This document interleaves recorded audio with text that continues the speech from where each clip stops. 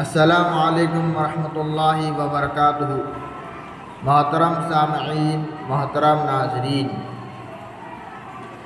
آپ تمام حضرات سے اس بات سے واقف ہیں کہ فلسطین کے اندر مسلمان کے ساتھ ظلم و زیادتی ہو رہی ہے۔ ہمیں چاہیے کہ ہم فلسطین کو جانیں اور فلسطین یہ انبیاء علیہ السلام کی سرزمین رہی ہے۔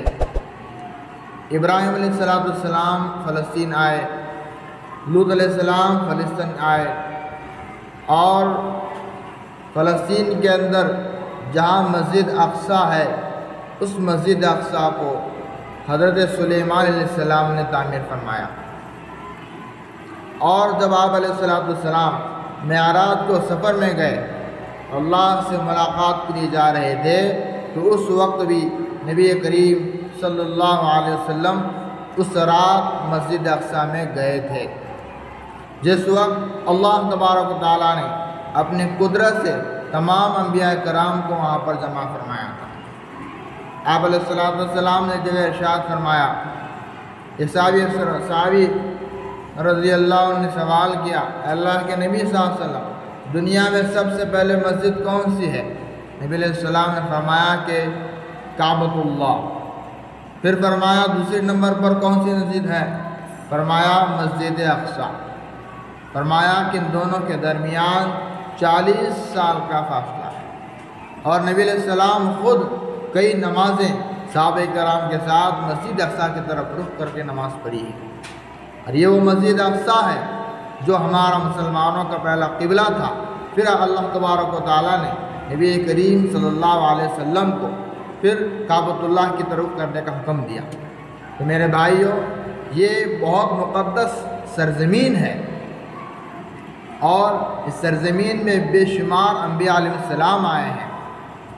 تو میرے بھائیوں، یہ ہمارا جو وہاں پر رہنے والے ہمارے بھائی ہیں، مسلمان بھائی ہیں، ان مسلمان بھائیوں کا حق ہمارا یہ ہے کہ ہم خود جا کر ان کی امداد کرنا چاہیے۔ لیکن اگر نہیں جا سکتے ہیں، وسائل نہیں ہیں، تو اتنا تو ہم ضرور کر سکتے ہیں کہ ان کے متعلق اللہ تبارک و تعالیٰ کے بارگاہ میں دعائیں کریں، ان کے متعلق صدقات کریں، دعاؤں کا اہتمام کریں۔ اور ہمارا اکابرین، بڑے اکابرین فرماتے ہیں، جن میں سے مولانا سجاد نعمانی دامت برکاتہم بہت بڑے نیک ولی ہیں، انہوں نے کہا کہ روزوں کا اہتمام کرو، ان کے واسطے دعاؤں کا اہتمام کرو۔ تو میرے بھائیوں، مسلمان ایک جسم کے مانند ہے۔ اگر انسان کو سر میں درد ہوتا ہے تو آنکھیں رونے شروع کرتی ہے، پیر درد کر رہا ہے تو آنکھوں میں سے آنسو درد کرتے ہیں، جسم میں بدن میں بخار آ جائے تو پیر دوڑ جاتے ہیں دواخانے کی طرف، ہاتھ دوڑ جاتے ہیں۔ کیوں؟ اس لیے کہ سر میں درد ہو رہا ہے تو اس کا اثر سارا بدن محسوس کرتا ہے۔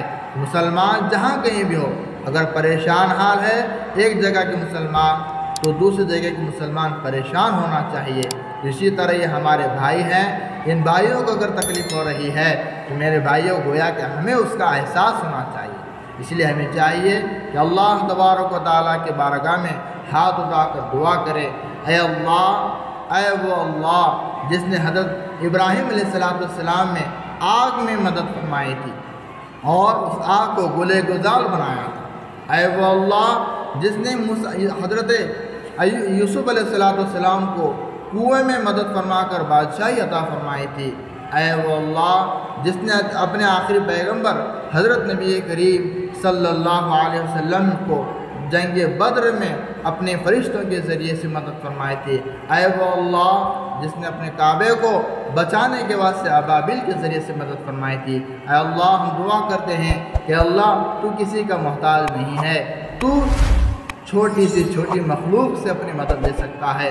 میرے اللہ، آپ اپنی مدد اتاریے اور ان کی امداد فرما دیجئے، ان کی غیبی مدد فرما دیجئے اور ان ظالموں کا خاتمہ فرمائیے، جس طرح فرعون کو آپ نے غرق کر کے حضرت موسیٰ علیہ السلام کی آنکھوں کو ٹھنڈک بنایا تھا۔